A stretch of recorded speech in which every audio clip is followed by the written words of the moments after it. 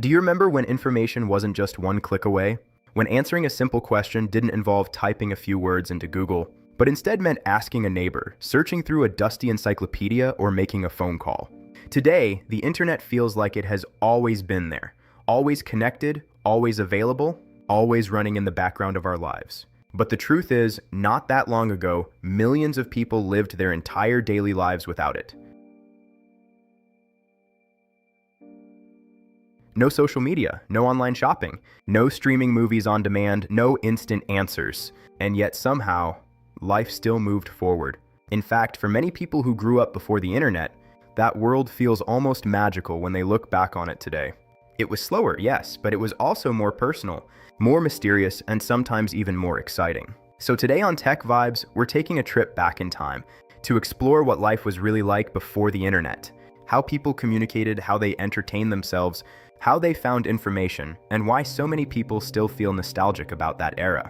If you grew up before Wi-Fi and smartphones, this video might bring back a lot of memories. To really understand life before the internet, we need to go back to the 1970s, 80s, and early 90s, a time when technology was advancing quickly, but the world was still largely offline.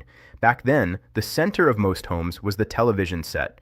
These TVs were large, heavy boxes with thick glass screens, and most households had only one. Families would gather in the living room to watch their favorite shows together because there was no streaming service to watch them later.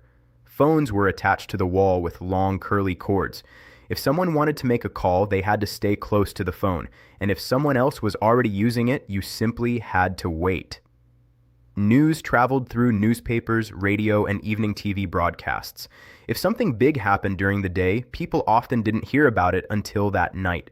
Kids spent their afternoons outside riding bikes, playing sports, or visiting friends' houses.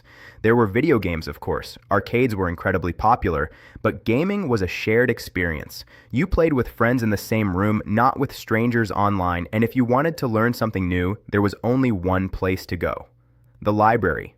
Long before the internet connected the world, people relied on many different systems to communicate and share information.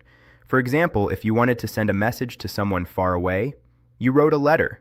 That letter would travel through the postal service, sometimes taking days or even weeks to arrive. Businesses communicated through fax machines and phone calls. Important documents were mailed or delivered by hand. Students did research using encyclopedias, large collections of books filled with information about almost every subject imaginable. Many families proudly displayed these book sets on their living room shelves. And when people wanted to stay informed about the world, they read newspapers or watched the nightly news broadcast. It might sound slow by today's standards, but this system worked for decades. People adapted to it, they developed routines around it, and because information traveled more slowly, everyday life often felt calmer and less overwhelming. Of course, behind the scenes, scientists and engineers were already working on something that would change everything, but most people had no idea it was coming.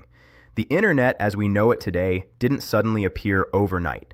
Its earliest roots actually go back to the late 1960s, when researchers in the United States developed a network called ARPANET.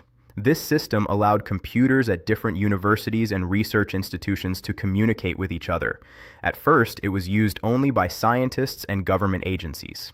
But by the 1980s and early 1990s, personal computers were becoming more common in homes. Companies like Apple, IBM, and Microsoft were making computers more accessible to everyday users. Then, something incredible happened. Developers began building networks that allowed computers around the world to connect together.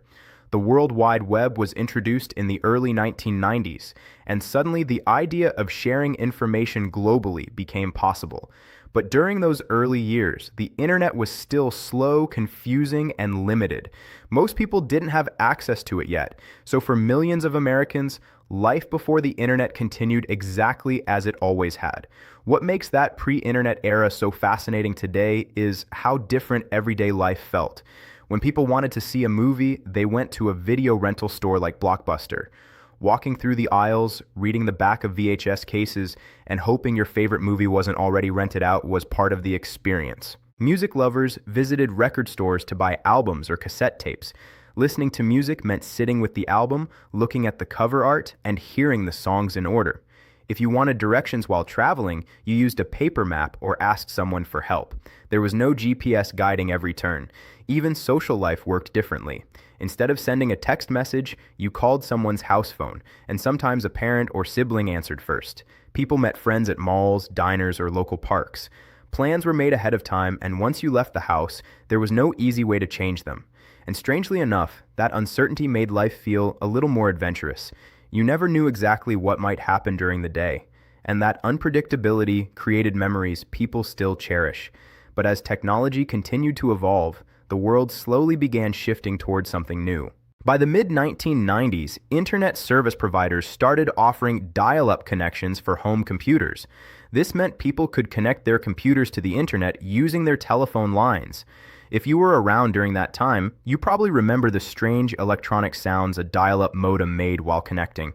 And when someone picked up the phone in the house, the internet connection immediately disconnected. Still, despite these limitations, the possibilities were incredible. Suddenly, people could send emails, visit early websites, and chat with strangers across the world. Online forums, early search engines, and simple web pages began appearing everywhere. Within just a few years, the internet started transforming everything: communication, business, entertainment, shopping, and education. The offline world that people had known for decades was slowly disappearing.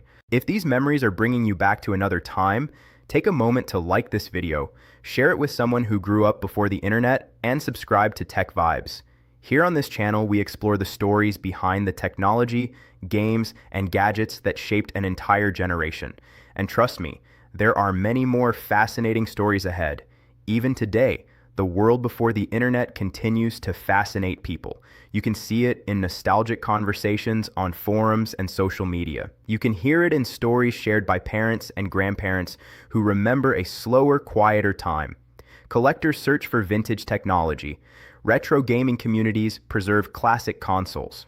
Old television shows and movies are rediscovered by new generations. And sometimes, when modern technology feels overwhelming, people even miss the simplicity of that earlier era. Because while the internet has made life faster and more convenient, it has also made the world noisier and more complicated. The pre-internet world reminds us of a time when information was harder to find, but maybe a little more meaningful when we finally discovered it. At the end of the day, life before the internet wasn't better or worse. It was simply different. People connected face to face more often. They waited longer for answers. They experienced entertainment in a completely different way. And perhaps most importantly, they lived in a world where technology had not yet taken over every moment of the day. But those memories still live on. Every old video game console, every VHS tape, every cassette player, and every handwritten letter carries a small piece of that time. And that is exactly why we continue telling these stories here on TechVibes, because technology may move forward, but the memories behind it never truly disappear. Now I'm curious to hear from you. What do you remember most about life before the internet? Was it renting movies on VHS, calling friends on a landline, spending hours at the arcade, or flipping through encyclopedias for school projects? Share your memories in the comments, and let's talk about the moments that defined that incredible era.